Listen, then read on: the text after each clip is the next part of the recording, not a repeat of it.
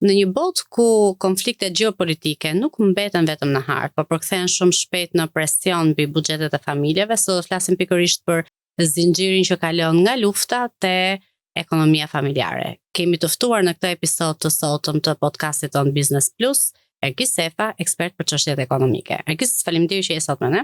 Përshëndetje dhe faleminderit për ftesën. Që të kalojmë me njëherë te biseda jonë, mendoj që është sensitive dhe tashmë jemi në muajin e dytë të konfliktit. Unë do doja që të dija, ashtu sikurse edhe audienca ndoshta do donte të dinte në terma më të thjeshtë, kur shpërthen një luftë në një zonë kaq sensitive siç është dhe lindja mesme. Pse efekti i parë është çmimi i naftës dhe pastaj ndjek dhe të tjerat? Dy janë faktorët kryesorë. E para, 62% e rezervave botërore të njohura të naftës dhe gazit natyror, nuk është vetëm nafta, janë pikërisht në ato zonë, në vendet e Gjirit Persik. E dyta, që është ndoshta edhe fakti më i rëndësishëm që i kemi dëgjuar shpesh herë këtë kohë, është ngushtica e Hormuzit, ku është ajo pjesë e Oqeanit Indian, në cilin kalojnë rreth 20-22% e tregtisë së naftës botërore çdo ditë, dhe nga ana tjetër dhe rreth 1/3 e tregtisë së gazit natyror në rang botëror. Dhe në një botë e cila energjinë kërkon çdo ditë për ta konsumuar, të mbyllësh apo të kufizosh sadopak rrjedhën e energjisë dhe tregtisë në atë zonë është vërtet me ndikim të jashtëzakonshëm.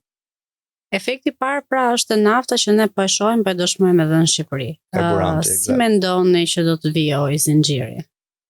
Po, fatkeqësisht kjo është java e 6 e konfliktit dhe nuk duket se të paktën për 2-3 javë në vijim do të kemi një përfundim të tij. Gjë që i ka bërë tregjet kapitale në botë, bursat, pra se është një fëndryshje që të kapërcejnë në shifra 3 shifrore. Nafta është mbi $100, nuk ka qenë e prej nuk mbahet mend se kur. Dhe padyshim që çmimi do vazhdojë jo vetëm për konsumatorin final, por edhe për atë që përdoret për industrinë, do vazhdojë të ketë një rritje dhe do të detyrojë qeveritë në mënyrë që ta mbajnë të ulur për të ndërhyrë, që artificialisht ta mbajnë të ulur. Por kjo do të sajojë kosto të tjera në sektorë tjerë të ekonomisë, padyshim. Sa ekspozuar Shqipëria pikërisht ndaj këtyre goditjeve të çmimeve dhe ku në mënyrë eksakte le të themi që sa mund përmendim disa grupmallra? Absolutisht shumë e ekspozuar për 2 faktorë kryesor. E para, ne importojmë çdo litër karburanti të rafinuar të cilin e përdorim. Ne nuk kemi për 2019 më rafineri dhe nuk e përpunojmë dot këtu, edhe naftën që nxjerrim vetë, por e dërgojmë në rafineritë në Itali dhe në Spanjë kryesisht. Dhe si pasojë importit jemi tërësisht varur nga çmimi që kanë ofruesit e rafinerive që janë jashtë. E dyta, nafta vetë si produkt kotohet në bursën ndërkombëtare. Është një ndër rrallët produkt që kotohet ndërkombëtarisht. Ne marrim atë që është bursa me zeu çmimi Platts si referencë. Dhe rritja e tij do të bëjë si pasojë sjellë rritjen e çmimit fundor të karburantit. E treta që është më e rëndësishme, nën produktet e naftës, të cilët kryesisht janë fertilizatorët për ato plerat kimike, inputet kryesore në bujqësi, kozmetika për vajzat, i cila është 100% në produktin naftës, apo dhe çdo gjë tjetër që lidhet me transportin, pra import-eksporti, kanë një kosto të rritur dhe do ta ndjejmë gradualisht edhe në Shqipëri gjithmonë më shumë këtë gjë nëse konflikti nuk përfundon. Për një familje shqiptare, ku ndjet e parë kjo valë shtrëngtimi në jetën e përditshme? Përmendëm naftën, po dhe ne po e dëshmojmë ato, po si mund të vijojë? Ju përmendët disa nga grupmallrat, po për ta përmbledhur ndoshta. Jo për të sjellë lajme të këqija, por fatkeqësisht impakti i parë dhe më i rëndësishëm do jetë mbi shportën mbas. Pra mbi ushqimet që ne konsumojmë për ditë, frutat, perimet, mishi, bulmeti. Për një arsye shumë thjeshtë. Aktualisht Shqipëria importon më shumë se gjysmën e ushqimeve të shportës mbas. Dhe ne nuk arrijmë prodhimin ton vendas ta mbulojmë as tregun vendas. Dhe fakti që ne importojmë kaq shumë do të thotë që në një farë mënyrë jemi pre e problemeve që kanë të tjerë. 2 partnerët tonë kryesor tregtar janë Italia dhe Greqia, më pas Turqia. Mbi gjitha Eurozona pret që të ketë një goditje shumë të madhe nga kjo krizë energjetike dhe nëse rriten kostot në Itali apo në Greqi nga ne importojmë, padyshim në një farë mënyrë ne do ta importojmë edhe inflacionin, do importojmë dhe rritjen e çmimeve. Por ajo që sepse kam dëgjuar shumë që thonë që momenti për të rritur prodhimin vendas është e vërtetë. Por edhe prodhimi vendas do të shtrenjtohet si pasojë e kësaj lufte, nuk është se do të shpëtojë. Padyshim që shtrenjtimi i prodhimit vendas do të jetë më i ulët se sa shtrenjtimi që do të na vijë nga importi. Por inputet bazë të bujqësisë, Lërat kimike, nafta që përdoret për të punuar tokën, dhe transporti, farat që përdoren, të gjitha do të jenë më të shtrenjta si pasojë e kësaj situate. Dhe kjo gjë do të na bëjë që në muajt në vim, ne akoma nuk kemi filluar ta ndjejmë si duhet, mos ta arrijmë këtë gjë, do duhen disa muaj që të ndihet vërtet, po në muajt në vim ne do fillojmë vërtet ta ndjejmë në xhepin tonë. Ne kemi bërë një llogaritje tek Central Tax, çfarë do jetë impakti sipas skenarëve që do ketë në xhepin e konsumatorëve. Dhe kemi marrë një familje mesatare e cila ka të ardhurar 120-130.000 lekë në muaj, të dy. Okej, shumë interesante, për ta bërë pak më të prekshme edhe për audiencën që ta dëgjoj. Dhe nëse lufta vazhdon të 2 javë të tjera, dhe bëhen 8 javë, pra bëhen 2 muaj që kemi këtë bllokim të Hormuzit dhe këtë situatë, ne presim që nga fundi i verës, madje ndoshta edhe pak më shpejt, një familje shqiptare t'i kushtoj mesatarisht pothuaj një rrogë mesatare më shumë në vit për të mbuluar koston e gjërave dhe produkteve shërbimi që ato tash më marrin, pra pa shtuar asgjë tjetër. Më shumë, sepse pritet që inflacioni, sidomos ushqimet e shportës, siç na vërtetoi dhe Banka e Shqipërisë, mund të rritet me 2.5 deri në 4% mbi normën aktuale. Pra, ne e kishim 2.4 normën e inflacionit në shkurt, nëse rritet me 2.5 deri në 4% të tjera, pra shkon 5 deri në 7% në total, do të jetë, le të themi, 7.000 lekë në muaj të vjetra, për çdo 1 milion lekë të ardhura që kjo familje merr. Shumëzohet për 12 muaj, kjo është mbi 800.000 lekë në vit, pra është fiks paga mesatare që është në Shqipëri për të blerë të njëjtat mallra dhe produkte bazë, të cilat ne tashmë vi blejmë. Pra është një impakt real dhe është vërtet i shëndësishëm. Sa familje shqiptare kanë të kursyera 1 apo 2 rroga mujore në fund vitit. Instati na thotë që janë shumë pak. Janë më pak se 1/3 të cilët kanë.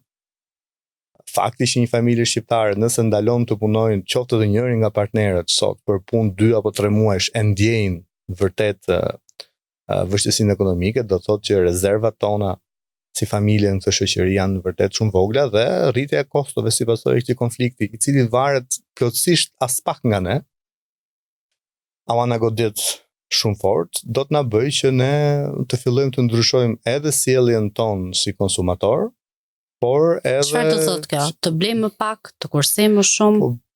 Shiko, të blesh më pak kur bëhet fjalë për ushqime shporte ose për produkte shporte është pak është çudi që ta thuash, por fatkeqësisht ne jemi në këto nivelet. Mos harrojmë që ne harxojmë pothuajse 40% të ardhurave tona për sportin bazë.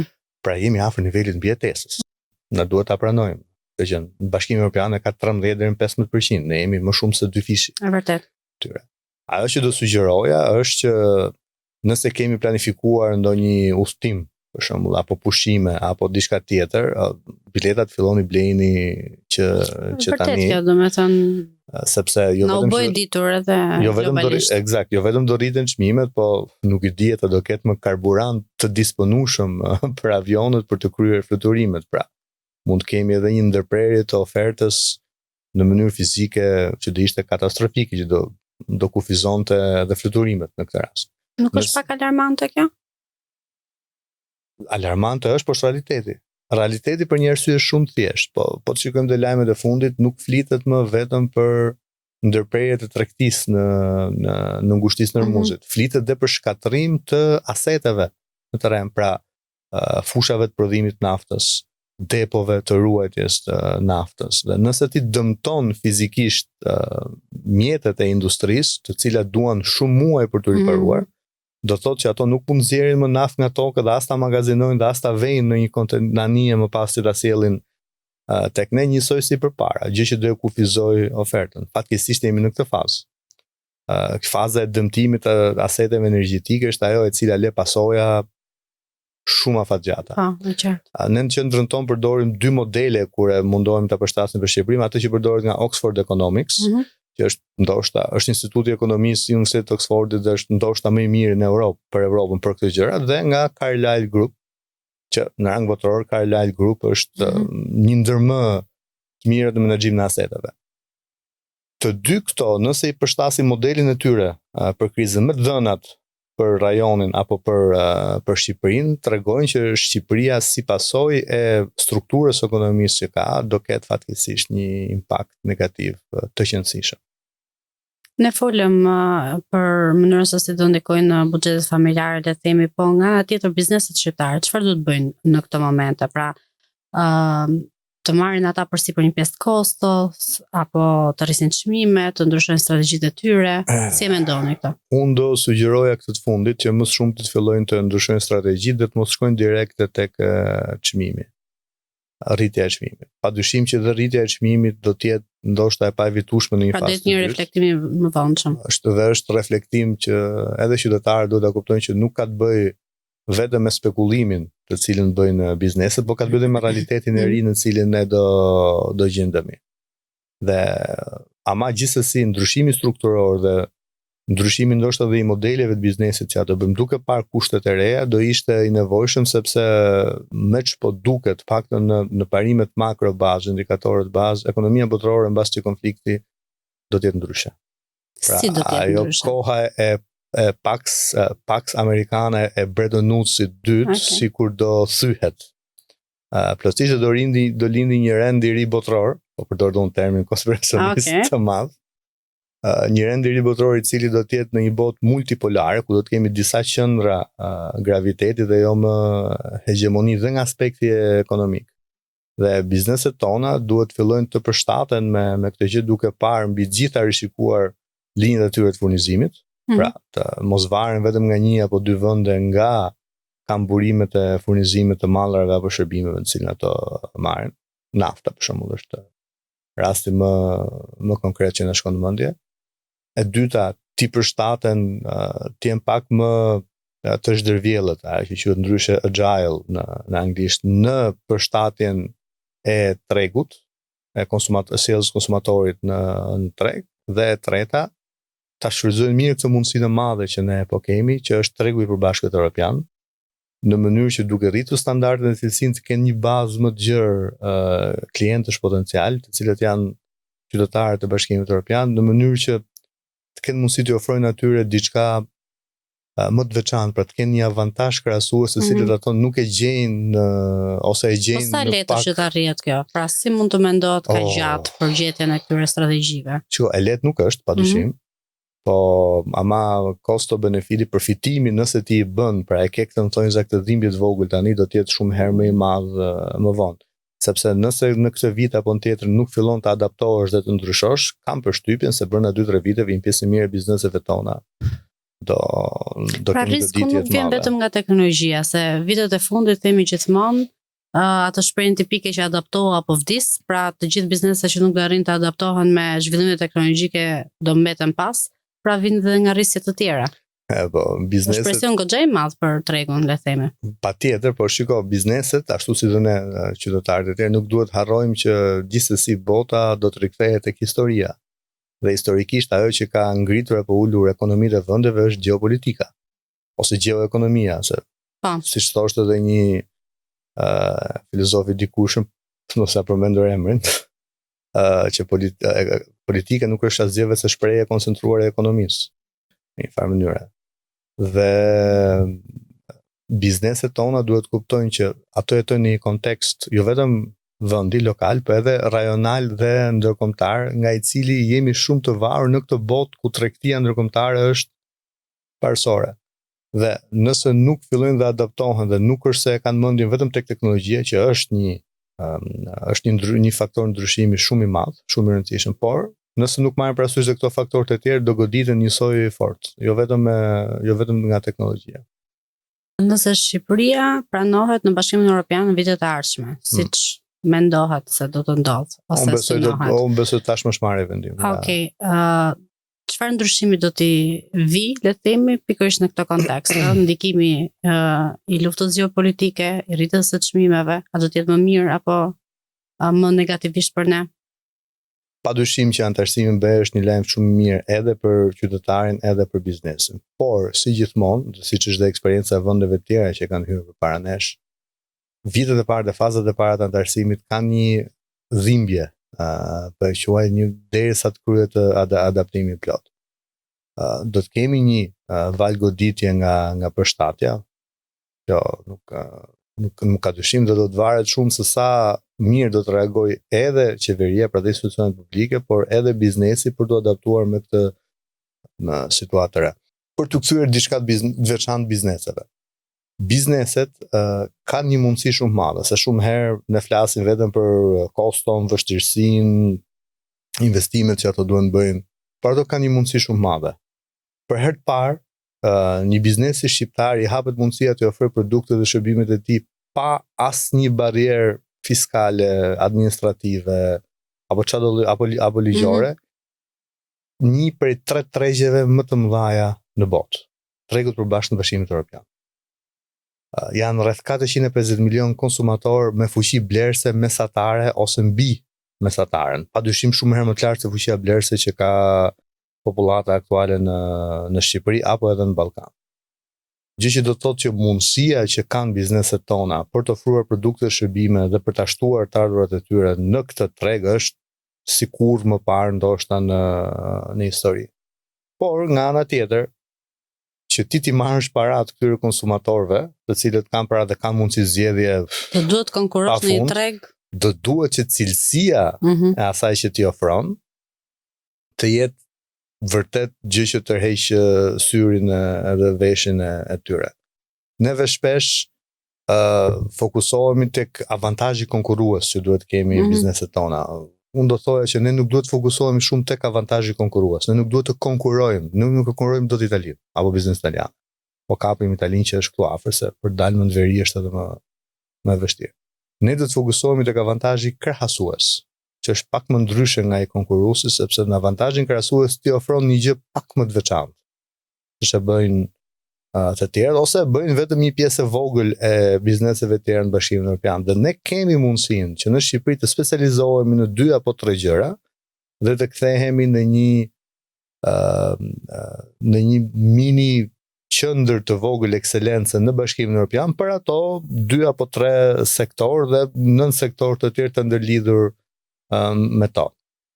Siç për shembull u kthye Estonia, e cila një vend që i krahasueshëm nga popullata, nga sipërfaqja, nga ekonomia dikur para se të bëhej pjesë e Bashkimit Evropian, u specializua dhe u thellua shumë vetëm në pjesën digjitale, në pjesën softwareike të pjesës të produkteve dhe shërbimeve digjitale. Dhe është një qendër ekselencë në gjithë Evropën. I shërben Polonisë, i shërben Gjermanisë, i shërben Francës, madje edhe Britanisë përpara se dilën nga BE-ja, po edhe tani më pas përsëri vazhdon të ketë marrëdhënie shumë mirë ekonomike dhe tregtare. Dhe ne do të bëjmë një gjë. Po në sensin që kjo situata gjeopolitike efektet do të ketë të mëvonshme dhe të shumë viteve që pasojnë. Aderimi ynë në Bashkimin Evropian do jetë avantazh apo jo? Në situatën që do kemi efektet ekonomike në një kohë të gjatë. Do të jetë një miks i të dyjave, edhe avantazheve dhe dizavantazheve, ashtu siç po shkon bota në këtë kohë. Mos harrojmë që Bashkimi Evropian do të jetë ndoshta humbsi më i madh i kësaj Sigurisht ndaj ishte edhe për të. Por, duke qenë se ne jemi një varg e vogël, dhe varkat e vogla, ndryshe nga anijet e mëdha, kanë mundësi ta marrin kthesën shumë herë më shpejt, të jenë më të zhërvjellta dhe nëse e shohin dallgën e madhe që po vjen, ndryshe nga një anije e madhe që duhet të përplaset me ta çaj, ne edhe mund ta anashkalojmë nëse reagojmë ashtu siç duhet, qoftë si qeveri, qoftë si biznes. Dhe është pak e vështirë për të thënë tani do ketë më shumë avantazhe se dizavantazhe, por unë në gjykimin tim e shoh që më së shumti do kemi një oportunitet madh. Dhe është më mirë të shikojmë pjesën asaj që ne mund të bëjmë, jo vetëm pozitiv, pa asaj që ne mund të bëjmë, dhe do të varet shumë vetëm nga ne. Në qartë. Qoftë nga individi, qoftë nga bizneset. Jo për ta patur mendjen për t'u larguar dhe për të punësuar sa më shpejt në një vend tjetër të Bashkimit Evropian, se kam frikë se shumë bashkëqytetarë tonë shohin integrimin evropian vetëm në këtë prizëm, të shkojë dhe të punojë në Itali, Gjermani apo X vend tjetër. Por ta shohim si një mundësi tjetër që të bëjmë diçka këtu, që t'ja shesim italianit, gjermanit, francezit, austriakut e kështu me radhë, pa pasur nevojë për të larguar nga Shqipëria, për duke marrë paratë e tyre këtu tek ne. Dhe këtë mund ta bëjnë vetëm bizneset reziliente, inovative dhe zhërvjellta. Si përfundim le themi të bisedës tonë sot, Ergis, do doja që ndoshta thoj diçka, një mesazh për konsumatorët apo për bizneset. Më përmendë pak më herët çmimet e biletave, pra përrini bileta që tani, apo më the që do të jetë një verë shumë interesante, kështu që nuk e di çfarë mund të thuash diçka të fundit. Nëse ka një gjë që mund të them shikuesve tuaj është që nëse keni shpenzime në thonjza luksi apo të cilat e keni menduar 2 herë më parë për t'i bërë, për treguar pa kujdes. Okay. Për të parë se si po shkon situata dhe se sa do të zgjasë ky konflikt. E dyta, për ndetur të mirë informuar, sot mund të informohesh shumë kollaj nëse e ke vëmendjen në dur, për të parë se drejt kujt trendi do të shkojë ekonomia dhe me gjitha konsumi dhe oferta që do jetë në treg për produkte të ndryshme. Fillojmë pra të bëjmë pak ekonomi familjare vërtet dhe të mos ta egzagjerojmë me shpenzime që duken të vogla, diçka e vogël këtu se s'ka gjë, diçka e vogël atje se s'ka gjë, po ti mbledhësh gjitha bashk, bëjnë diçka, bëjnë qëndësishme. E treta, më pas është që të vazhdojnë jetën e tyre duke pasur parasysh që punësimi në Shqipëri dhe rritja e pagave do të jetë e vështirë këto 2-3 muaj, dhe më keq që po ja them këtë. Kështu por kjo është e vërtet. Ama nga ana tjetër dhe mundësia për të kryer punë, dhe këtu i drejtohem kryesisht të rinjve dhe të rejeve. Mundësia për të punuar për tregun e jashtëm, pra për Bashkimin Evropian në distancë, online, pra se shqipet ndryshe, do të jetë akoma edhe më e madhe, edhe si pasojë e kësaj krize, pra do kemi një burim tjetër të ardhurës që ato mund ta aksesojnë. Të falenderoj sot për kohën që na dedikove. Kënaqësi, të falenderoj vërtet.